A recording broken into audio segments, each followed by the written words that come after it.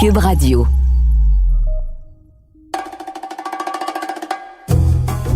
Richard, on reçoit Régis Labaume, l'ex-maire de Québec. Il a été maire de Québec pendant 14 ans et c'est un hyperactif, un gars qui travaillait tout le temps. Il me fait penser à toi.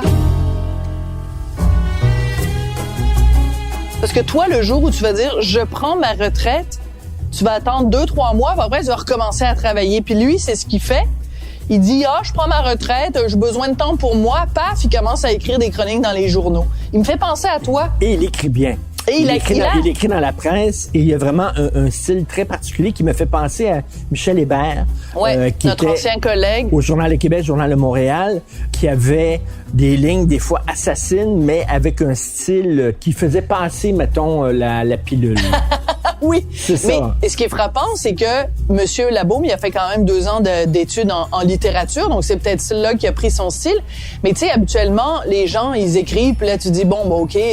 Mais lui, dès le premier coup, il y a un style, tu dis, OK, c'est du Labaume. Labaume écrit comme ça. Mais comment ça se fait, on n'a pas de maire comme ça à Montréal? Pense aux maires qu'ils ont eu à Québec. Monsieur Marchand, actuellement, qui a vraiment de la pointe, qui est vraiment formidable. Il y avait Régis Labaume, il y avait Mme Boucher. Ouais, Lallier. Tu sais, ils ont eu des maires ici. Pense aux maires, il y a eu Géranium Premier, M. Bourque. Il y a eu M. Tremblay, il y a eu Denis Coderre. M. Prière Premier, M. Tremblay. C'était notre voisin, M. Tremblay. Non, mais ils sont plates. Mais écoute, Denis Coderre, il était flamboyant. Comme dit Gilles Proulx, la ricaneuse. Oui. Mais Denis Coderre, il était flamboyant. Tu peux pas reprocher à Denis Coderre de pas avoir eu de la personnalité. Oui, effectivement. Mais je trouve qu'ils ont eu beaucoup de maires et de mairesses à Québec intéressantes, tandis qu'ici, nous autres, on a eu une longue période où c'était très mou. Écoute, il y a plein de choses qui me fascinent chez M. Labaume. Entre autres, il a fondé une compagnie minière. Il a collaboré à un livre sur la mine de Fermont. C'est comme, ça peut avoir l'air d'un sujet vraiment plate. Et ce gars-là, ça l'a passionné, puis ça l'a fasciné pendant des années. Moi, c'est sûr que je vais vouloir lui parler de ça. Il va falloir creuser le sujet. La comprends-tu? Boy, t'es bonne. Un peu d'appréciation pour mon sens de l'à-propos. En tout cas, toi, ça te fait pas rire, mais je suis sûr que lui, ça va le faire rire. Je suis sûr que c'est un bon public. Et je vais demander, venez à Montréal, venez nous aider. Là. Il y a des gros problèmes à Montréal, de criminalité, de saleté, de travaux, de tout. Là. C'est une ville qui est en train de couler, de sombrer. Parce que le jour où on fait la rencontre aujourd'hui, donc avec M. Labaume, il y a eu au cours des 24 dernières heures des gens qui se sont fait poignarder, attaquer avec une machette.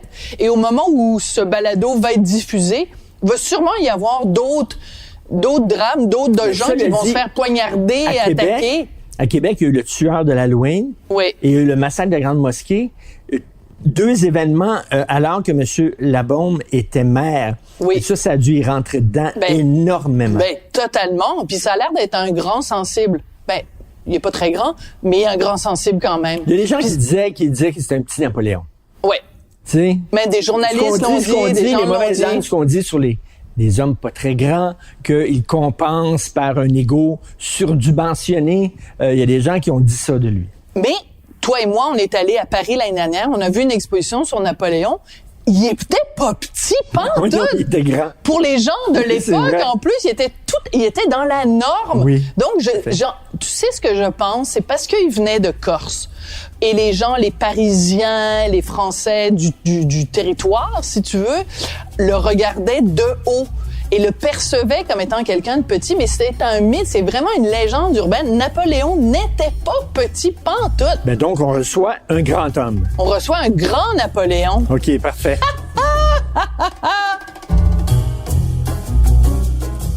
Qu'est-ce qu'il a demandé comme apéro, exactement?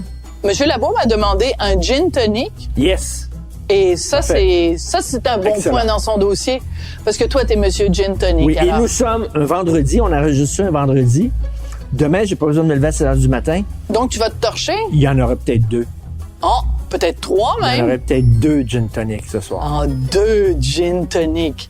Avec les petites saucisses dans la pâte feuilletée. Là. Ça, c'est un apéro piquant. Hein? Des petites arachides à la sriracha. Envoyez donc des questions piquantes. On aime ça.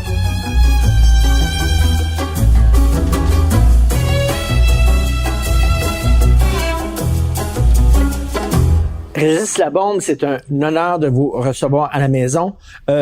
Montréal me déprime. C'est sale. C'est une ville qui est profondément sale. Oublions les détours, les chantiers, puis tout ça, là. Et à chaque fois que je vais à Québec, je trouve la ville tellement propre. Comment ça que les gens à Québec font attention à leur ville, puis ici, nous autres, on traite la ville comme une poubelle. Je me suis posé la question parce que la propreté à Québec, c'est une priorité et ça a dû commencer il y a bien longtemps, je pense, avec le maire de la Montagne. C'est comme la protection du patrimoine. Hein? C'est jamais ça, à Québec. En même temps, on s'occupe de notre patrimoine, puis on est très versé dans la culture. C'est trois caractéristiques là qui fait que de mer en mer, ça a toujours été très, très précieux. Mais les résidents de Québec font attention à leur ville aussi, là. Ils font attention à leur ville, et si la ville est pas propre, on le sait vite. Ouais. Oh mon Dieu, ça appelle la mairie. Ça appelle à l'hôtel de ville. C'est de l'intolérance totale. Et tant mieux. Mais les gens sont vraiment intolérants à Québec. La saleté, ça ne fonctionne pas. C'est dans leur tête, c'est dans leurs mœurs. La rue peut pas être sale. Tu peux pas avoir un papier dans la rue. Je vais jusque-là, là. Dans le centre-ville de Québec ou dans le Vieux-Québec, là, est-ce que vous avez souvent vu des papiers par terre? Non, jamais. Ben non, c'est ça. Non, ça marche pas au Québec. Mais s'il y a un papier par terre, on va le savoir vite. Ouais. C'est le maire directement qui va le savoir. Mais c'est aussi peut-être parce que récemment, il y a une chroniqueuse dans le Journal de Montréal, le Journal de Québec, qui a dit Montréal, c'est une ville laide, sale et déprimante. Mais c'est aussi parce que peut-être les Montréalais aiment moins Montréal que les gens de Québec aiment la ville de Québec. Oui, mais là, c'est le côté plus villageois, plus semi-rural, historique à Québec, là, tu sais. Oui, mais nous, on a le vieux Montréal, puis c'est rempli de poubelles, puis de cochonneries qui traînent partout. Oui, mais vous vivez pas dans le vieux Montréal. Là, plus maintenant, là, mais le vieux Montréal a été abandonné longtemps. Faut le voir comme ça. Tandis que la ville de Québec, on l'habite depuis très longtemps. Évidemment, le centre-ville, le Vieux-Québec, c'est toujours un peu difficile aussi, des fois, d'y habiter. On tente de ramener des humains. Mais la propreté, c'était... Les employés de la ville n'acceptent pas que la ville soit sale aussi. Pour les employés de la ville, dans la culture des employés de la ville, des cols bleus, là, ouais. Ça, la propreté, c'est pas c'est pas un job de plus à faire. C'est le jeu de base. Ça fait partie du jeu de base, la propreté. Il y a eu un avant 400e puis un après 400e. C'est vraiment quelque chose de très marquant. C'est plus la même ville. On dirait que Québec a trouvé une fierté, là, après... on se souvient de l'échec de Québec-Marais-Monde de 1984. C'est quoi, là? Il va y avoir tellement de monde qu'il va falloir laisser notre char à Drummondville. Et c'était un échec total. Et là, vous avez frôlé l'échec avec le 400e et finalement, c'est une réussite magistrale, là. Ben, écoute, c'était une année charnière. Il y a eu comme une coupure. Puis moi, je suis arrivé en même temps là-dedans, alors, etc. Puis moi, c'est drôle, quelqu'un me posait la question l'autre jour. Il me parlait de ça. J'ai dit, probablement que j'ai incarné la fierté puis l'espèce de rébellion contre la morosité à Québec. Ça m'a vraiment... Moi, j'étais en colère concernant Québec, là. Tu sais, moi, j'étais en haute technologie depuis des années. Je connaissais le potentiel de cette ville-là. Tu sais, j'avais vu des exemples dans le monde de villes de cette grosseur-là, patrimoniale, qui faisaient de belles affaires, qui innovaient au point de vue technologique. J'avais fait des comparaisons, là, quelque chose de la recherche, quelque chose d'empirique, scientifique. Je savais on avait tout ce qu'il fallait. Donc, vous trouviez que Québec pépère, c'est ça? Pépère, mais c'était une ville désolante. T'avais Arthur qui trônait. On avait perdu notre club de hockey. À chaque fois qu'il y en a un qui sortait la tête pour avoir une initiative, un gars comme Arthur ou les radios poubelles qui commençaient à l'époque, il tapait dessus. C'était vraiment une ville qui vivait sous le joug de certaines personnes qui étaient non élues ici. C'était ça la vérité à Québec. Ben oui. Et, Dieu est son âme, là. Mais la vérité à Québec, c'était ça. Les gens étaient terrorisés. Mais quand il est mort, c'était le concert des loges. Il y a personne qui osait dire. Sauf moi. Il y a personne qui osait dire, sauf Sophie. Ce gars-là détruit des réputations. Comme Totalement, votre là. prédécesseur, M. Lallier, là, il a fait la job. C'était effrayant ce qu'il a dit. Ce qu'a fait Jean-Paul Lallier, c'est terrible. Bon, tu sais, il est mort, Dieu ait son âme. J'ai pas trop le goût de revenir là-dessus, mais il demeure pas moins que c'était une ville où les leaders étaient terrorisés. Puis les leaders osaient pas de dire qu'ils étaient terrorisés, puis ils ont même pas osé le dire par après qu'ils étaient terrorisés parce qu'ils avaient peur encore de se faire arracher la tête.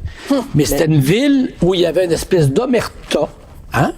Parce que c'est ça la vérité. Il y avait une espèce d'omerta parce que les gens avaient peur de faire détruire leur réputation. Pas juste par Arthur, ceux qui ont suivi aussi, tu sais. Alors, c'était une petite ville détestable, là. C'était une petite ville détestable. Moi, je suis arrivé... Il manquait d'ambition? Ben, qui manquait d'ambition. C'est une ville qui n'a jamais eu besoin d'avoir beaucoup d'ambition. C'est une ville de pouvoir. C'est une ville gouvernementale. Alors, Ben l'économie, elle est tout seule, a toujours été tout seule. Québec, il y avait des récessions économiques, puis on avait toujours notre fonds de commerce qui était là, parce que c'est une ville gouvernementale. Alors, on s'en est toujours sorti. L'élite de profession libérale était très solide, hein? Parce que quand vous êtes dans une ville de pouvoir comme Québec, les avocats, les notaires sont les notables de la ville, sucent le pouvoir, reçoivent les élus sur la Grande Allée, et ça fait un magma qui se durcit tranquillement. Et le reste, c'est en Basse-Ville, mais ça, c'est des ouvriers, c'est pas grave. Mais c'était ça, c'était une ville de notables, Québec. C'était une petite ville de notables avec un gouvernement qui faisait que les notables étaient encore plus importants et qu'ils trônaient. Et d'ailleurs, Arthur aussi, il faut bien voir, et la suite des choses a été comme une espèce de révolte par rapport à ça, parce qu'il y a une explication historique à ça, là. À l'espèce de radio qu'on a eue, s'il y avait là-dedans une révolte contre les notables de Québec, contre la Haute-Ville, ça existait.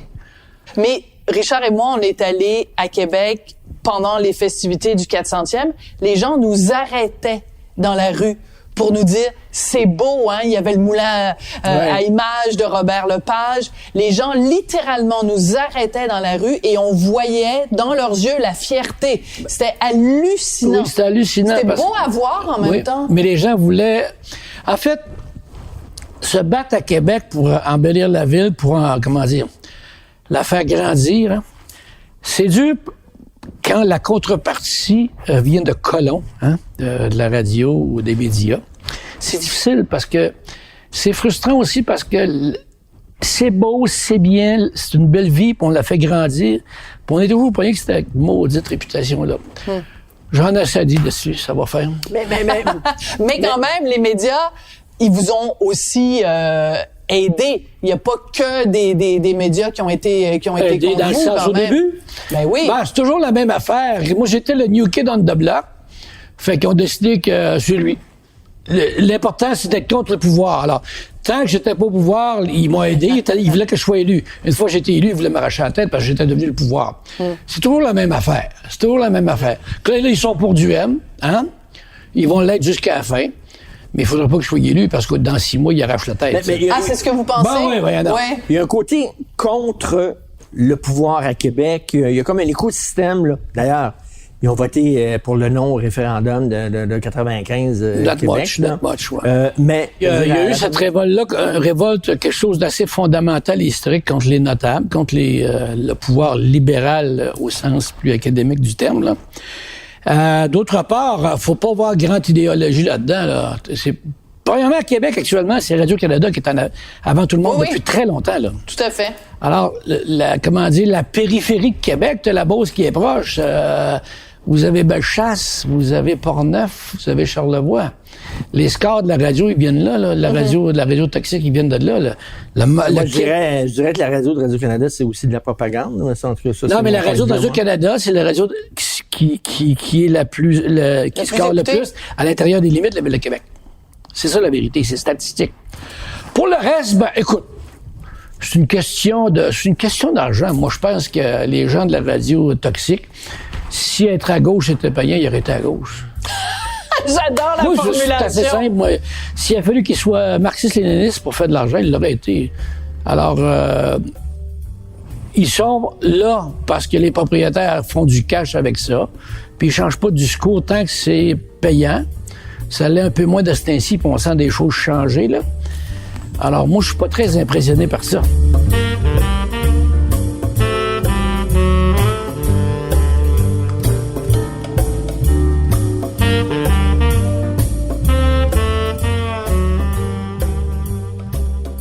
Vous avez mentionné tout à l'heure justement cette dichotomie entre la basse ville, la haute ville, puis les ouvriers et tout ça. Vous, votre père était mécanicien, il était syndicaliste. Puis c'est important pour vous parce que je sais, quand vous avez reçu la Légion d'honneur, c'était très important pour vous. Puis vous avez mentionné dans votre discours d'acceptation à quel point au Québec c'était extraordinaire parce qu'un fils de mécanicien pouvait devenir maire d'une ville et recevoir la Légion d'honneur. Oui, absolument. Je trouve que notre société est bonne.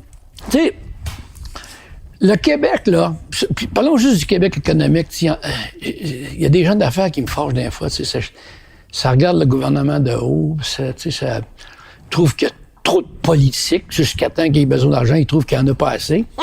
Mais tu sais, quelle grande entreprise au Québec n'a pas eu une aide du gouvernement, de la SGF, d'Investissement Québec ou des fonds fiscalisés ou de la fiscalité. Tout le monde a passé, mais ils s'en souviennent plus, puis après ça. En passant, c'est Parizeau qui a fait ça. Il faut jamais l'oublier. Là. La plupart des affaires, c'est Parizeau puis l'évêque à l'époque, mais Parizeau. Puis tu sais, Parizeau, il était contre parce qu'il était indépendantiste, là. Mais il a nommé une maudite gang au monde, là. Ça m'a toujours frappé, cette affaire-là. Dans le temps, quand ils ont sorti le régime d'épargne-action, par exemple, quand les compagnies ont pu aller public, ont pu être capables de lever de l'argent avec l'aide du gouvernement, ce qu'ils n'auraient jamais fait dans un système straight de libéralisme économique. Alors, tu sais, c'est ça le Québec. C'est un peu paradoxal, là. C'est un petit peu de même. Mais bon. Mais vos origines modestes, c'est important pour vous. Ouais, ben moi, j'ai jamais oublié, puis j'ai jamais eu honte de cela. J'ai vécu mes petites souffrances par rapport à ça, comme tout le monde. J'ai vécu mes complexes, etc., etc. Ça fait... À quel moment vous avez arrêté d'être complexé de ces origines-là? Ça fait pas si longtemps que ça. Sérieux? Ah ouais? Ouais. Mais j'ai pas été... Je ne suis pas gêné de mes origines. Je ne suis pas de complexé de mes origines. Mais mon origine a fait de moi ce que je suis, un être qui sans dire vraiment beaucoup, a ses petits complexes qui sont partis pas mal. Votre culture, est-ce que vous l'avez, vous êtes allé la chercher vous-même? Est-ce que vous venez d'une famille cultivée? Non, et moi, chez nous... Je sais que vous lisez beaucoup, vous écrivez très bien. Moi, le premier livre est rentré chez nous, je m'en souviens. C'était des livres... C'était sur l'espace, là. C'était une espèce de Moby Dick de l'espace. J'étais en 4e année, 5e, 6e année. Avant ça, il n'y avait pas de livre. Il n'y avait pas de livre, ouais. Et le bottin de téléphone? Il y avait le bottin de téléphone. Puis le catalogue de chez Sears. Le catalogue de chez Sears. On allait voir les chiens-gorges comme tous les gars faisaient. Mais les Une gens... première confidence, ça tombe bien. Excuse! Il s'excuse à sa blonde. Les gens qui ont pas eu une culture dans la petite cuillère dorée dans la bouche dès le plus jeune âge, les gens qui sont allés la chercher, cette culture-là, et moi, je fais partie de ça. J'ai un milieu ouvrier et je lis beaucoup, je regarde beaucoup de films et tout ça. J'en suis fier de cette culture-là parce que je me l'ai donnée à moi-même. Je suis allé la chercher. Ouais, mais toi comme moi, parce que ça, tu me le dis, je savais pas être le meilleur ouvrier, mais tu l'étales pas tant que ça, hein. On n'a pas besoin de l'étaler, mais on l'utilise puis on l'aime. On l'a ingéré, on l'a intériorisé. On s'est fait une petite transfusion sanguine pour changer un peu, là, tu sais. Mais on la déguste aussi parce qu'on a commencé en retard. Oui. Oui, c'est ça. On la déguste parce qu'on a commencé. Moi, j'ai souvent ce sentiment-là. Tu sais, on me dit toujours, un bon roman. C'est délire, les romans, je suis pas capable, ça m'ennuie. J'ai soif d'apprendre toujours. Donc, vous lisez des essais ou mais écoute, mes livres sont plates, moi, c'est l'enfer. OK, un exemple, vous lisez quoi en ce moment? J'en ai 3-4 d'ouverts. Là, tu vois, celui que j'ai emmené à Montréal, c'est le livre sur la conférence où les autorités nazies ont décidé que finalement, ils industrialisaient la mort des la solution finale. La solution finale de Wannsee, là. Wannsee, c'est ça. Alors, il y a un livre là-dessus, j'ai vu le film. Ouais. Alors, j'étais en train de terminer le livre. Puis là, j'ai recommencé Putin's People. Ah oui. Pour bien comprendre les populistes. Oui. Je l'avais lu en 2020. Là, je l'ai recommencé. Mais je t'avoue que je lis moins parce que j'ai fait ce que j'ai toujours refusé de faire, puis il y a quelqu'un qui est responsable de ça. Hein? Je suis mis, moi aussi, à lire se tourne Twitter vers sa en blonde. couchant. Ah oui! Et là, il faut que je perde cette habitude-là. Pourquoi? Parce que les médias sociaux, c'est pas bon pour la santé? Non, mais c'est parce que pendant ce temps-là, je lis pas mes livres. Là, t'sais. Ah, ben ça, c'est un bon argument pour pas aller sur les médias sociaux. Alors, depuis que vous avez quitté donc la mairie de Québec, on pensait que vous alliez vous reposer. Ben non, vous êtes devenu chroniqueur, pas juste chroniqueur d'opinion, pas juste chroniqueur d'opinion dans un grand quotidien à Montréal, comme Richard et moi. Êtes-vous en train de nous voler nos jobs? Ouais. Premièrement, je suis pas un chroniqueur, je suis un collaborateur. Bon, vous jouez sur les mots, Monsieur Ben Labaume. justement, moi je pensais pas d'être là tous les semaines. Hein? En tout cas, faut que je parle à la patronne. Là. Alors, Stéphanie Gramont va avoir un appel. alors, ben écoute, il m'a appelé au début. Le premier papier, ce que j'ai écrit, c'est exactement ça. Finalement, elle est convaincante, puis tu sais, c'est insécurisant. Tu dis, papier, je vais utiliser tout mon vocabulaire dans les 3 premiers, puis j'en aurai plus. Je pense que vous en avez suffisamment. Tu dis, il va avoir des idées pour faire, je sais pas, 4 papiers, c'est pas clair, là. Mais j'aime ça.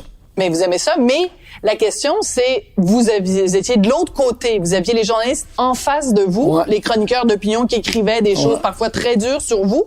Maintenant, c'est vous qui êtes le chroniqueur d'opinion, puis vous écrivez des choses très dures, entre autres, sur François Legault.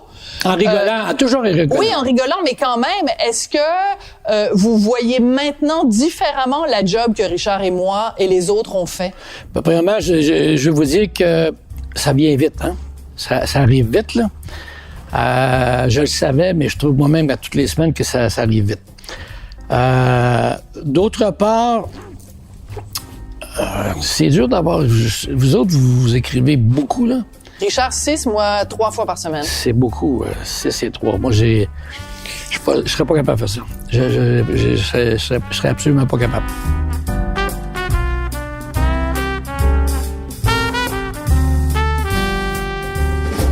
C'était comment d'être malade ou de se séparer alors en public? Là, les médias sont là, les médias rapportent des nouvelles, des rumeurs, etc.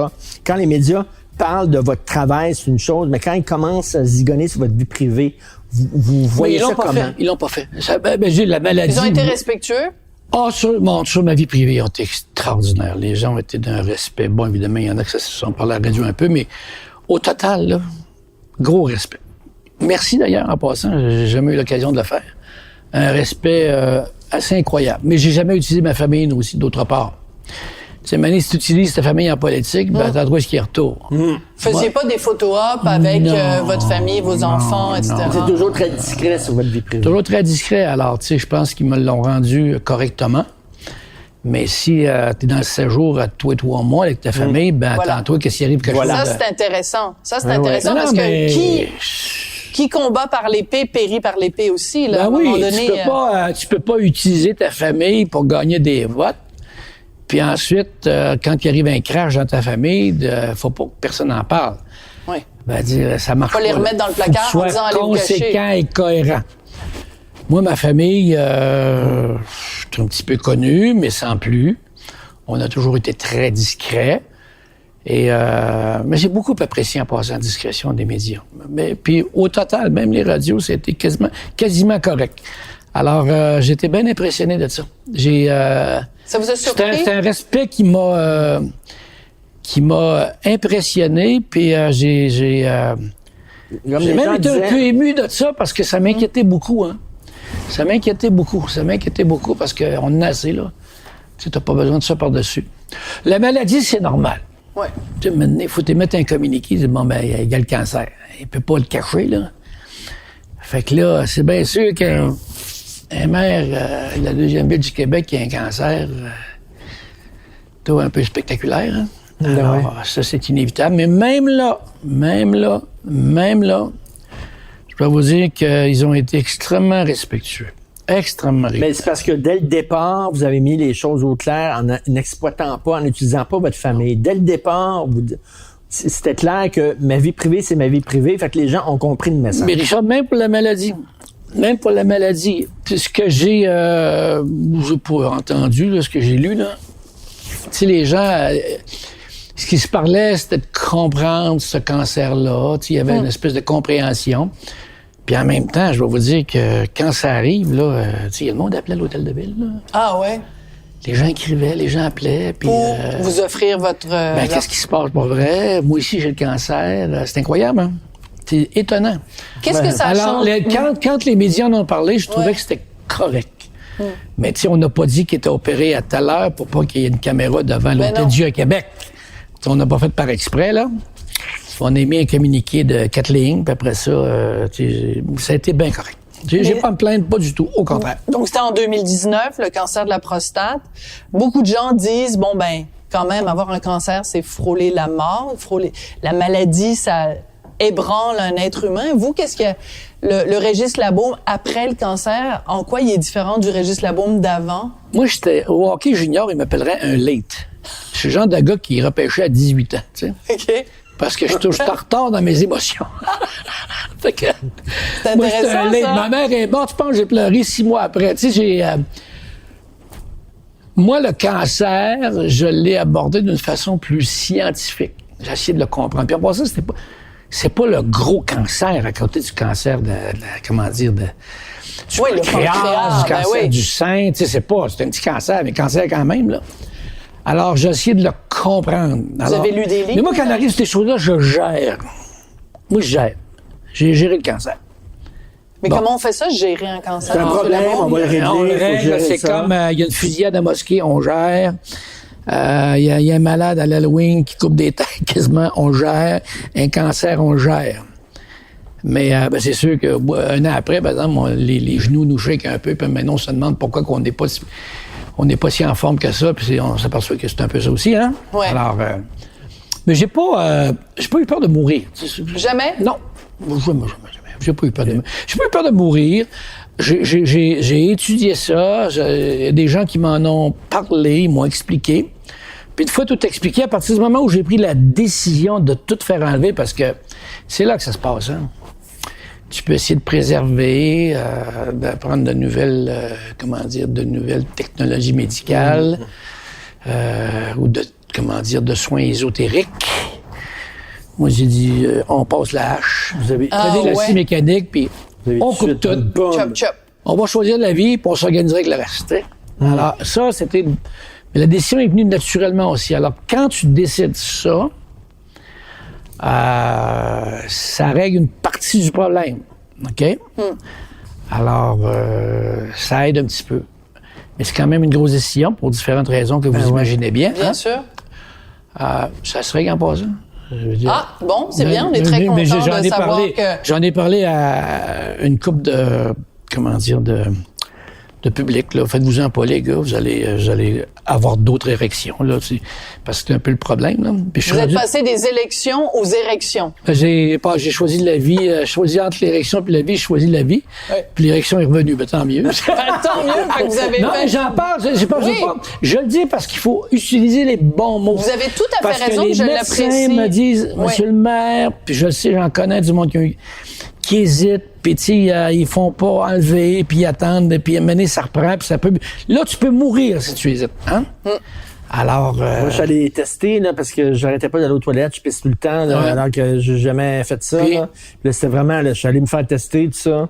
Et, j'avoue que ça m'est passé dans la tête, là. Mais c'est correct, ils ont dit correct, on peut prendre une prise de sang, ils m'ont testé, mais... j'ai payé ça dans le sang, là, tu sais. Et il y a sûrement plein de gars qui sont en train de nous écouter en ce moment, Ouais. ou de blondes qui vont vous avoir entendu puis qui vont dire à leur chum, hey, le maire Labaume, il s'est fait opérer puis il est correct, il bande à nouveau. Puis il faut le dire. Il faut Mais le dire c'est parce important que de le nommer. si tu ne démystifies pas Ouais. ça, puis en même temps, il faut le faire avec un robot. Puis là, avant de quitter la mairie, j'étais en campagne pour acheter un autre robot qui coûte quelques millions. Au Québec, on manque de robots. Si je suis dans cette condition-là aujourd'hui, c'est parce qu'il y a un médecin qui avait un robot, puis avec un joystick, puis qui a fait quelque chose qui est, Wow. pas invasif, que préserver quelque part quelque chose à l'entour de la prostate, qui a une relation avec ta vie sexuelle. Là. Puis les gars comprenaient ça. Là. Alors, la médecine a beaucoup évolué, mais ça prend de l'équipement et on en manque au Québec. Je porte mon petit message en même temps. Mais non, mais c'est important, On manque on voit le d'équipement militant. Ouais. pour opérer, par exemple, un cancer de la prostate qui n'a pas de conséquences par après. Alors, c'est comme ça. Donc, vous avez fait une levée de fonds pour qu'il y en ait Ben là, j'ai plus d'équipements. participé, là, je sais pas où c'est rendu depuis que je suis plus maire, là, j'ai perdu un peu le fil des choses, là, parce que... Puis on vous pardonne parce Ouais, que c'est ça. vous en avez beaucoup sur la planche.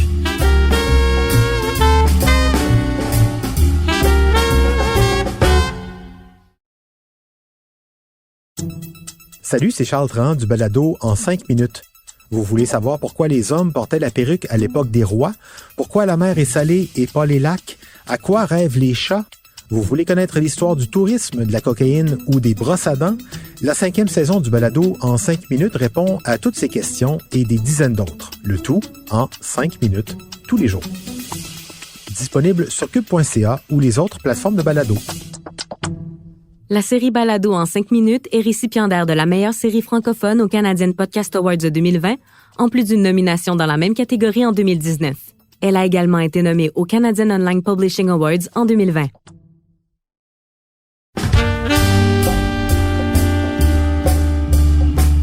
Autre chose, autre sujet peut-être moins grave, vous avez fait du théâtre. Ça a-tu aidé, ça, dans votre vie politique? Vous avez parti comme une Vous avez troupe même de théâtre. fondé une troupe de théâtre. Ouais, mais ça, écoute, c'était naturel pour moi, là, j'ai pas... Étiez-vous bon? Ben écoute, à un moment donné, on n'était pas pire. Écoute, Bon. on a écrit pour Bye Bye 76. À un moment donné, je me souviens qu'on s'est ramassé à Radio-Canada, puis on a rencontré une couple de... Un gars qui était dans les cyniques, puis qui a travaillé comme... En tout cas, André Marc Dubois. Laurando? André Dubois. André Dubois. Oui, qui a travaillé en Puis milieu un de la moment donné, TV. il disait, ben, vous l'avez, les gars, mais le problème, là, qu'est-ce que vous faites avec vos études? Fait que là, on était tous... Puis là, on rentrait de l'université, puis on avait un choix de prêt au théâtre de la cité universitaire. Fait qu'on continuait à étudier, puis on continuait à faire des shows. Mais puis c'est quoi? C'est des parodies, des satires? C'était quoi? C'était des satires. Non, c'était notre genre de HBO, nous autres. Là. On était... RBO. RBO, ce que HBO. HBO, c'est de la télé aussi, Non, mais... c'était fou, c'était c'est fou. autre chose. On avait un show qui s'appelait « Et le vampire entra ». Un autre, c'était Radio Lévesque à l'époque, en 76. C'était fou comme la marde. C'était vraiment drôle. On rigolait, là. Mais on avait un gros show préparé pour au théâtre de la cité universitaire à l'Université Laval. Puis bon, il y a eu une immense grève. Puis on a laissé tomber. Mais ça aurait pu être une carrière. Vous auriez pu être Moi, j'ai fait aujourd'hui... maintenant une admission conservatoire. Ah oui? J'ai été admis pour la semaine de sélection, puis là, j'ai fait dans mon froc, puis j'ai dit non, je suis trop jeune, parce que... En tout cas, il y a un gros comédien de théâtre français qui avait dit, si vous voulez devenir acteur ou comédien, continuez vos études, parce que c'est le bon test pour savoir si vous avez le goût après. Hein? T'as dit la même affaire. Puis, tout le monde est parti de son bord après. Puis vous avez fait des études en sociologie. C'est Ouais. quand même un domaine où on pourrait dire, il y a peut-être pas tellement de débouchés. La sociologie, dans quelle mesure ça vous a La sociologie, aidé? on n'est jamais sûr d'en sortir, là. Mais je recommencerai la sociologie, moi. Ah oui? Oui, mais je ferais au moins une maîtrise en économique, par exemple. On n'a pas idée, là. C'est drôle parce que j'ai accepté une gig avec la Fondation Périllot-Trudeau où je fais du mentorat de doctorat. OK. Puis ils m'ont demandé d'écrire un premier papier pour, expliquer les lectures qui ont été importantes dans ma vie professionnelle. Puis bon. Puis je leur disais, j'écrivais, la première chose que j'ai écrit, vous savez, mes études en sociologie m'ont tellement été utiles à la mairie de Québec, vous n'avez pas idée. Comme quoi? Quand Donnez-moi un je disais exemple. aux fonctionnaires, j'ai fait sociologie probablement de la bureaucratie, puis ce qu'il y avait dans mes livres, c'était vrai. Vous êtes exactement ça. Puis ils prenaient ça comment, les bureaucrates, justement? Ben, mon vous directeur adoraient? général était sociologue, ben c'est là. mon chef de cabinet, fait que c'était pas si mal, tu sais. Mais donc, ça vous a vraiment été oui, utile. moi, j'ai aimé ça. J'ai encore de ça, là. J'en ai encore de ça, là. Moi, j'aime ça. Tu sais, c'est...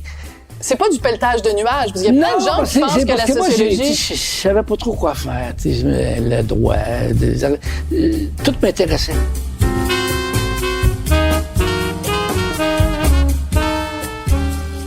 Un truc dont je suis jaloux de Québec, c'est les relations avec les communautés autochtones à Québec. La relation entre Québec et Wendake. Oui. Nous autres, Montréal et les Mohawks, Ouais. Ça va se pas bien. passe pas très bien. Ouais. Ça se passe pas bien pour toutes sortes de maudites raisons, là. C'est pas des gens qui sont très ouverts à la réalité francophone, etc. Tout ça, là. C'est très conflictuel. Ça se passe comment à Québec? Oh, c'est la nation Huron et les gens de Québec. Il me semble qu'il y a ça fonctionne bien. Moi, je viens justement de la banlieue, Loretteville, Neuchâtel, là, qui est collé sur... Moi, au secondaire, moi, j'allais à l'école avec des jeunes hommes, des jeunes femmes du village Huron. Des Huron-Wendat. Mon premier pusher, moi, venait de Wendake, d'ailleurs. Votre premier pusher? Ouais. Le premier d'une longue série ou le premier puis le dernier? Bon, ça a dû durer 2 semaines dans ma vie, tu sais. C'était quoi? C'était du pot, de la mescaline, du hache? Oh, on est un petit peu nature, nous autres. Déjà, on est en avant de notre nom. Non, avec Wendake, ça a toujours été d'excellentes relations. Tu sais, on était briqués avec Wendake. Puis on a toujours été, il y a toujours, je pense, eu un respect mutuel. Les maires, puis les grands chefs, là, ça a toujours été une excellente relation. Tu sais, Jean-Paul avec Max Gros-Louis. De toute façon, Max a passé de Wet'Wemer à Québec depuis quelques décennies, mais la relation a toujours été bonne. Mais il y a un côté entrepreneur chez les Hurons. On parle de l'hôtel qu'il y a là à Wendake. On est allé à quelques reprises. Puis ils ont d'autres projets qui sont extraordinaires. Le restaurant. Lumina, là, qui s'en vient là. Ouais. Lumina qui s'en vient là, ça va être extraordinaire. Mais tu sais, comme moi, j'ai emmené d'ailleurs mes enfants à Wendake parce que je trouve que c'est important d'avoir des relations avec les Autochtones et tout ça, puis de leur faire découvrir ça. Puis il y a un musée magnifique d'ailleurs dans l'hôtel. J'aimerais ça les amener... voir les Mohawks puis tout ça, mais tabarnouche, on se fait regarder en chien de faïence. On n'est pas bienvenu quand on rentre dans cette réserve-là. On le sait, on y va pas. Je pense que l'historique est différent, là. Mais c'est ça, c'est que tu peux pas comparer non plus les Hurons à Québec. Évidemment, ça date de très, très loin ici également. Mais je pense que l'histoire est très différente. Même si c'est la même source iroquoienne, là, quand même, les Mohawks puis les Hurons. Mais à Québec, moi, aussi loin que je me rappelle, les relations étaient bonnes. Tu sais, dans le fond, les services qui sont donnés à Wendake par la Ville de Québec, ça fait très longtemps, puis ça n'a jamais été un problème. Et moi, j'ai toujours pensé que Wendake, la région de Québec a jamais assez fait la promotion de Wendake. Ah oui? On devrait mettre plus d'efforts là-dessus. Mais en même temps, Wendake a son organisation de tourisme. Mais les chefs qui étaient, ouverts avec Québec, ça allait tout seul.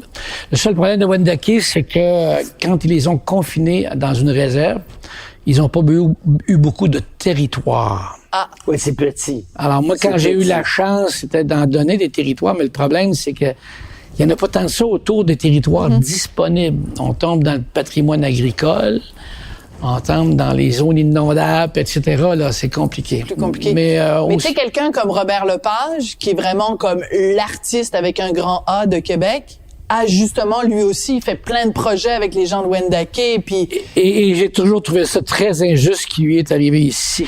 Avec Lave, puis l'autre... Slave. C'est épouvantable. Puis l'autre aussi, c'est... Kanata. Mais je suis contente que vous le disiez, M. Lepage, là, à Québec, écoute, là, je vais pas dire là où il habite, je vais pas dire où, mais c'est collé sur Wendake, là. Ouais. Ce gars-là s'est intéressé, a été très loin dans son intérêt historique pour les Autochtones, les Hurons, Wendat et Wendake. Moi, il m'a raconté des histoires extraordinaires. Et ce qui est... Je me souviens, on a déjà fait un show qui s'appelait La Canographie sur la rivière Saint-Charles, à la porte de Wendake. C'était formidable. Puis Robert, avec tout ce qui s'est passé, je pense qu'il a vécu un certain traumatisme. Et je trouve ça tout à fait injuste parce que s'il y a un gars qui veut faire la promotion des relations avec les Autochtones, c'est Robert Lepage. Et ça nous a beaucoup aidé à Québec. Ça nous a fait beaucoup de peine. On connaît l'intérêt de Robert pour Wendake. Puis particulièrement Wendake, parce que Robert, c'est un gars qui vient de Montcalm, centre-ville de Québec. Mais il y avait une tante dont la maison était sur le bord de la rivière Saint-Charles, qui était quasiment imbriquée dans Wendake. En fait, où sont les canaux légarés. Il ne voudrait pas que j'en parle trop, là. Et ça l'a toujours fasciné. Oui. Alors, ce qui est arrivé avec Kanata, je trouve ça terrible. Je pense que les gens de Wendake pensent ça aussi. Parce que Robert...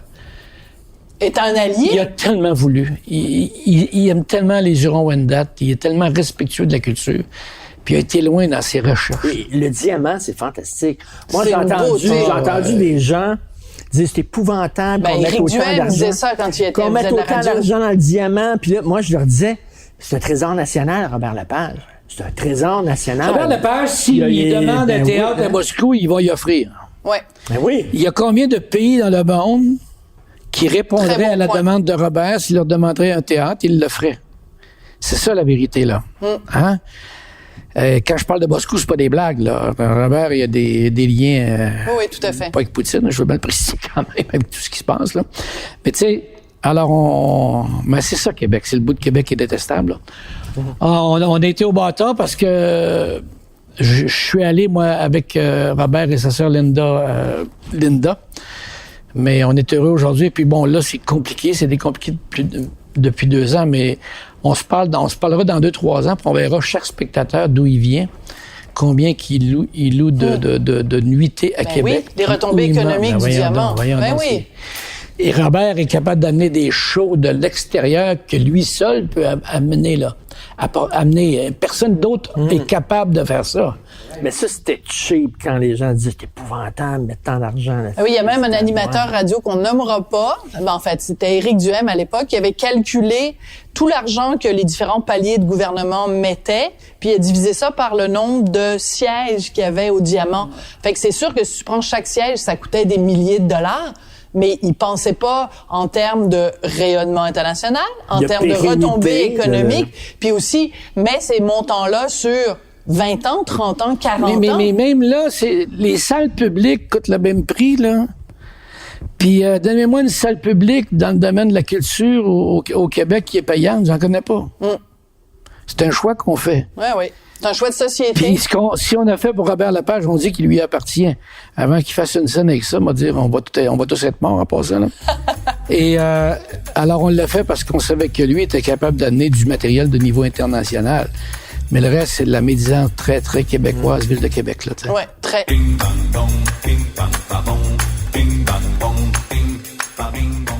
Monsieur Labaume, on a fait un apéro piquant parce qu'il y a des questions piquantes, parce que les questions jusqu'ici n'étaient pas très, très piquantes. Jusque date, c'est un charme. Allez-y, je pense C'est un charme? Je pense que ça va. Puis le gin tonic, le deuxième gin tonic va Les bien questions rentrer. piquantes sont toujours rendues au 2e verre. Oui, exactement. Parce que l'invité est ramolli.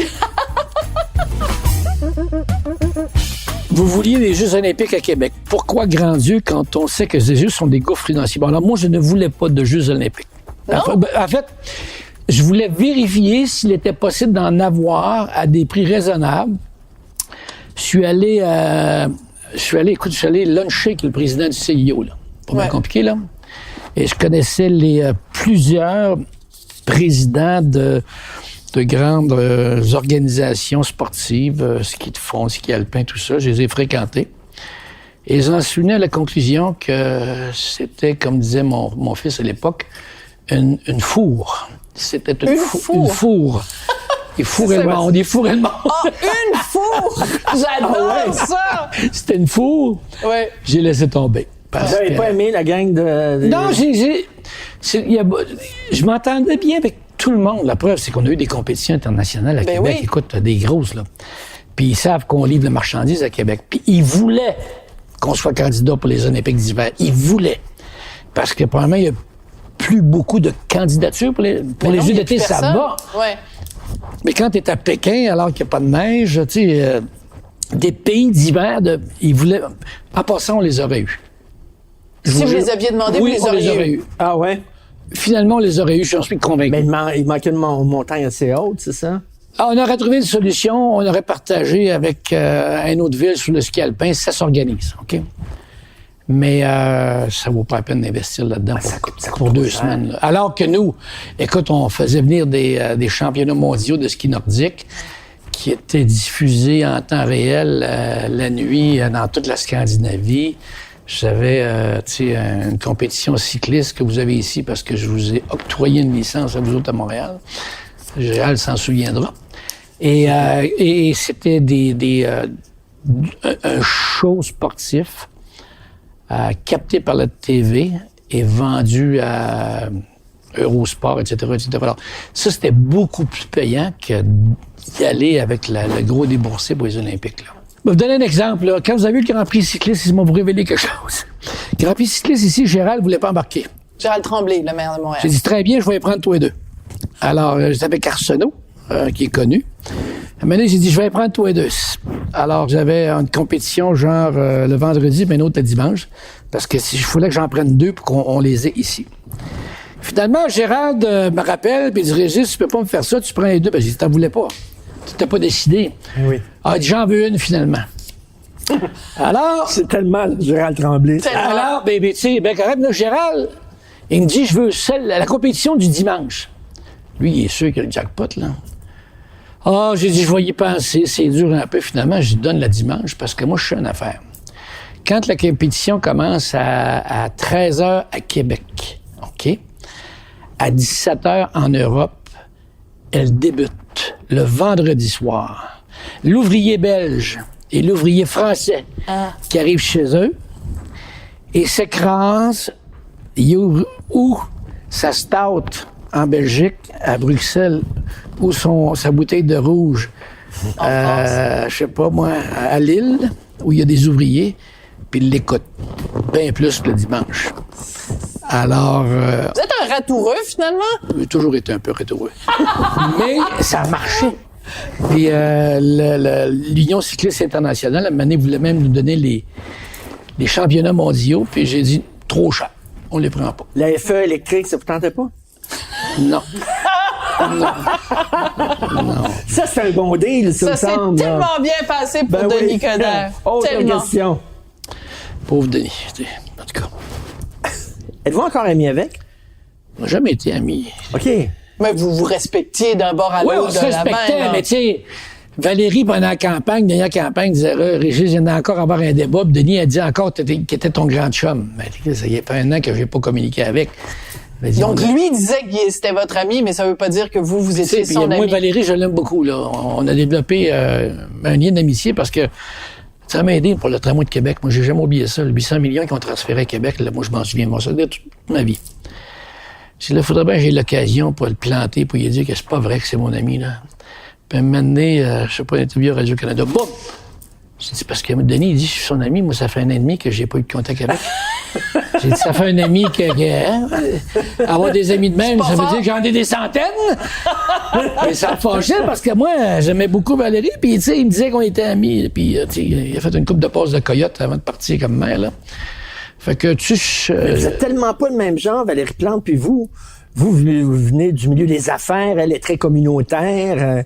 oh, mais très, j'étais un lologue indécrottable, moi, en passant.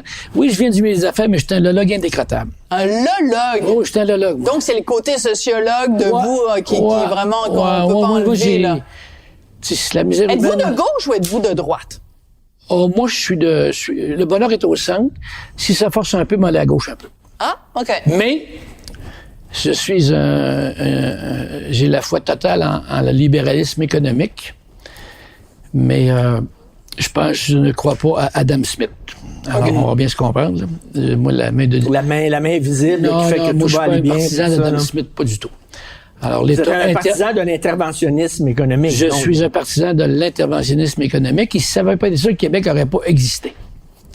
Parce que, je m'excuse, là, depuis Duplessis, c'est Oui. l'interventionnisme économique qui a fait qu'on est rendu où on est.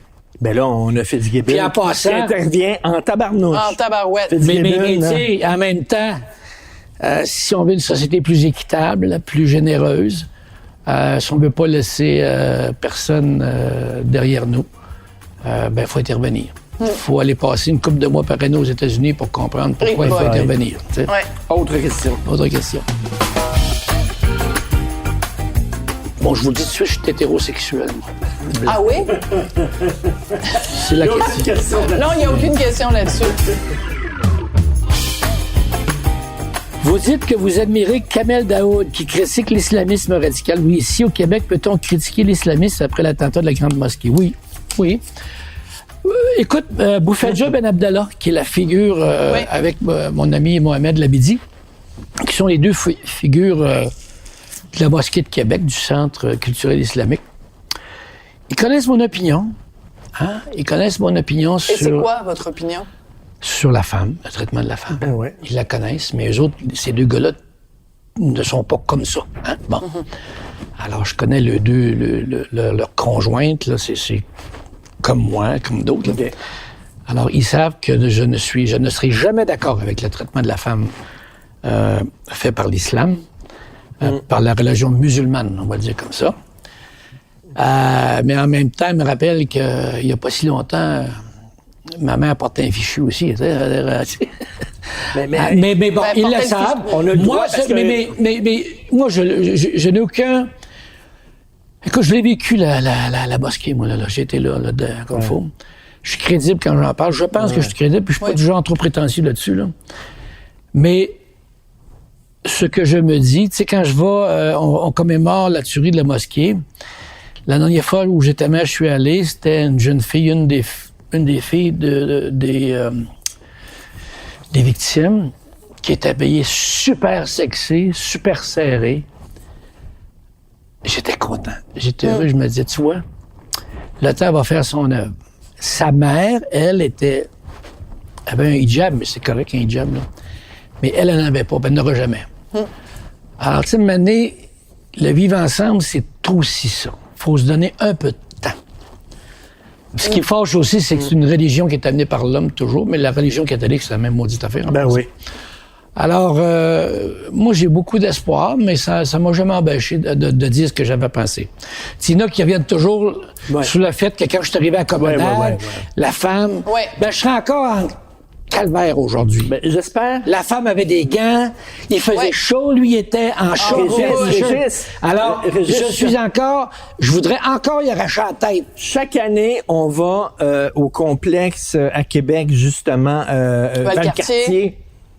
Et chaque année, on voit des femmes en burkini. Et chaque année, je me dis, ça n'a pas de maudit bon sens. Ça n'a pas de sens. Donc, on a le droit de dire ça, même si... Oui, on a le droit de critiquer une idéologie sans que ce soit critiquer les individus. Il oppose toujours ce que j'ai fait, comment on a géré la mosquée, avec la fois où j'ai dit que j'arrachais la tête. Mais je le redirais aujourd'hui, comment tellement c'était scandaleux. Puis il devait faire 57 degrés, là. Tu sais, ça n'a pas de sens, là.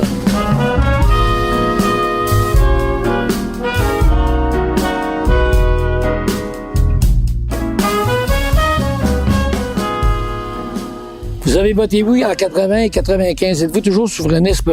Écoute, la seule question, quand je me pose la question, je me dis toujours, est-ce que je serais capable de voter non? Ce serait dur de voter non. C'est juste qu'aujourd'hui, j'ai beaucoup plus de connaissances, plus de conscience. Mais voter non à la nation québécoise, là, j'aurais de la misère. Mais de dire que je suis souverainiste aujourd'hui, je le sais plus. Et si un référendum demain matin, vous votez oui? Ça dépend à qui est à la tête, là. Si Poilievre propose un référendum, je vote non. Si Duhem propose un référendum, je vote non. Bon, mais François Legault demain matin... proposait, ben là, j'y penserais. Ah oui, sérieusement? Il n'y a pas quelque chose de... Quoi qu'on pense du chef et du parti, il y a quelque chose de triste de voir ce qui arrive au PQ. C'est triste. Ah, moi, puis je trouve... Est-ce que vraiment on a besoin de se passer de cet élément de tension politique-là? Pourquoi qu'on se passerait de ça? Tu sais, je trouve qu'on abdique vite. C'est sûr que le chef est vraiment... Il est vraiment pas bon, pauvre lui. Je m'excuse en le disant, là, mais tu sais, est-ce qu'on a besoin de laisser tomber cet élément de tension politique-là? Mais qu'est-ce que vous reprochez à Paul Saint-Pierre Plamondon? Parce qu'il n'est pas à bonne place. Je pense qu'il est très intelligent, mais il est pas le premier qui évolue pas dans le bon domaine, là. Je pense qu'il est très brillant, mais il n'est pas à sa place, tout simplement. Et en même temps, il a été élu par du monde, ce gars-là, tu sais. Puis moi, je n'ai pas voté parce que j'étais pas membre du Parti québécois, alors j'avais juste à devenir membre pour voter, là, tu sais. Mais la question, c'est vraiment, on a vraiment besoin de se passer de cet élément de tension politique-là. Excusez-moi, l'anglicisme, ce leverage. Leverage, exactement. C'est la montagne, c'est leverage, d'accord. Fait que si on se débarrasse du PQ, on est tout nu. On se présente à Ottawa tout nu. Oui, parce que François Legault a choisi son camp. C'est un nationaliste, un patriote provincial, tu sais. Il fait du nationalisme provincialiste. Ah oui, tout à fait. Provincialisme. Il a fait son choix. Moi, je le blâme pas, là, tu sais. Mais on sait où ça mène, de toute façon. Puis on sait... Pas sûr qu'on va devenir souverain le lendemain matin, mais je trouve qu'en ayant un élément de tension disponible, ça aide sur le rapport de force. Ben, ça donne une carte dans notre jeu. Ouais. Puis comme ça, on a toujours, on appelle ça un trump card quand on joue, mettons, au poker. Mais là, on n'a plus le joker de dire, ben attention, si vous êtes vilain avec nous, on va se séparer. Si on n'a plus cette menace-là, ben on n'a plus de... Non, mais c'est comme si l'Écosse laissait tomber son parti souverainiste. Là, ils n'ont jamais fait de la souveraineté non plus. Là,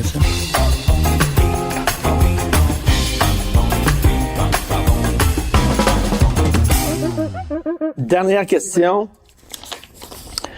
Vous traitez les radios privées de Québec de radios toxiques. C'est parce que je suis poli maintenant. Au lieu de dire radio poubelle, je dis radio toxique, vous devriez apprécier. N'est-ce pas une grosse généralité, un amalgame? Ben, c'est bien sûr. C'est parce qu'il faudrait que je nomme le poste à chaque fois ou les deux postes. Non, mais j'ai travaillé à Choix. Je sais. Ben oui, j'ai rencontré des gens, j'ai croisé des gens vraiment le fun. Il y a des animateurs. Jeff Fillion, j'ai jamais été capable. Ben oui, jamais été capable. Je le croisais dans le corridor. Je pouvais pas.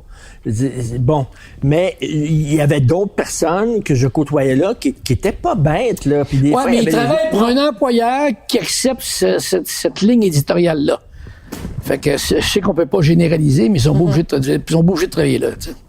Alors, quand on dit la radio toxique à Québec, on sait ce que ça veut dire, puis je pense qu'ailleurs, on sait ce que ça veut dire. Ça a le défaut de généraliser. Jamais, quand je suis rentré, ils m'ont dit, ben là, il faut que tu fasses ci, il faut que tu fasses ça, il faut que tu aies telle idée, il faut que tu aies telle idéologie, tout ça. Non, ils ont dit, sinon, ça va attirer du monde. Je sais, Richard, mais vous étiez correct, là. Ouais, mais la base du business, le fonds de commerce, c'est cette ligne éditoriale-là qu'ils acceptent, là.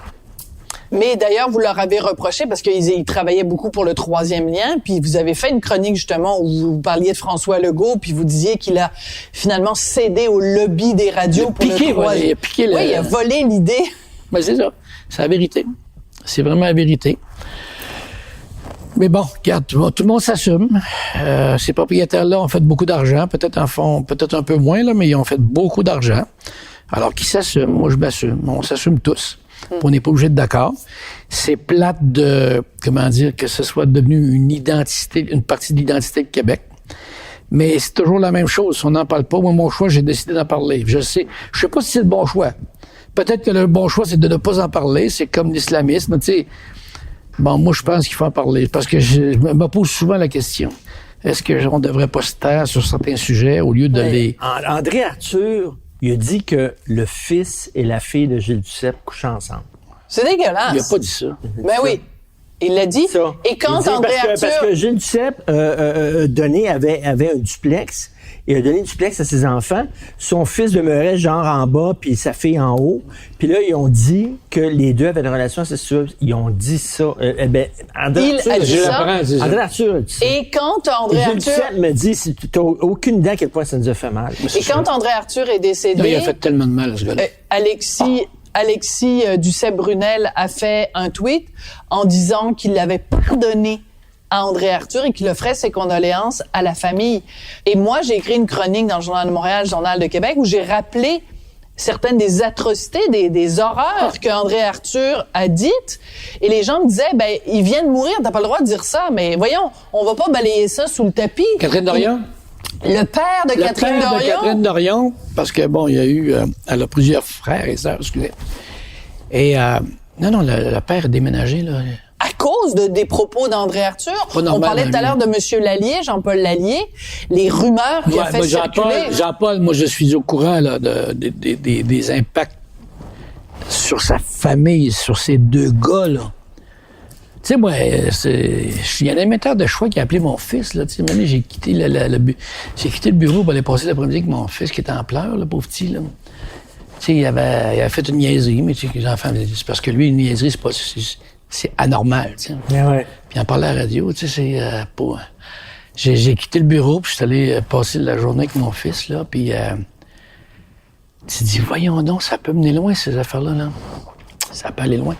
Est-ce que vous pensez que les auditeurs se rendent compte, quand ils écoutaient André Arthur dire des saloperies, quand ils écoutaient Jeff Fillion faire des saloperies, ou est-ce que les auditeurs étaient conscients de l'impact que ça avait sur les individus qui étaient visés? Je pense pas. Il faut le vivre pour savoir, là. Non, je pense pas. Non, parce que ce sont des entertainers, là, tu sais. Ce sont des animateurs. Et, tu sais, il y a beaucoup de solitude dans notre société, on le sait. Alors, moi, ça me renverse toujours de constater comment l'individu est connecté au point de vue communicationnel avec un animateur radio, un animateur télé. Tu sais, c'est le sociologue, on Mario peut canaliser Dumont, ça. tu sais, Mario est connecté sur le monde. C'est fou. Tu sais, Dans le bon sens du terme. oui, puis plus qu'on le pense, là, tu sais. Mais il était connecté quand il était politicien, là. Il Oui. a un flair. Mais tu sais, Mario, Un là, le monde, il ouvre la télévision le matin, puis Mario est là. Mon ami Mario est là. Tu sais, il y a des gens qui sont seuls dans la vie. Jean André, Lapierre avait ça. Hein? Jean Lapierre avait ça. Jean Lapierre, c'était la même affaire, tu sais. Alors, il y a beaucoup de solitude. Les gens sont pas conscients, je pense. Mais en même temps, tu sais, il y a un petit bout de l'estomac où il y a le fiel est présent, puis je pense que ça rejoignait directement de façon électrique le fiel, ou par osmose, je sais pas. Alors, il y a un phénomène aussi de ça, là, qui satisfait ce qui sort pas de là, je présume, là, tu sais. Mais c'est quand même... Ça faisait sortir le méchant. Ça faisait sortir le méchant, mais juste pour conclure là-dessus quand même, c'est quand même particulier que vous quittez fin 2021 et que en 2022, une fois que vous êtes plus là, Monsieur Arthur meurt, Monsieur Filion s'en va. C'est comme ils auraient pas pu partir pendant que vous étiez là. J'aurais peut-être dû partir avant. C'est là-dessus que ça va se conclure. Régis, vraiment. Merci Merci. beaucoup.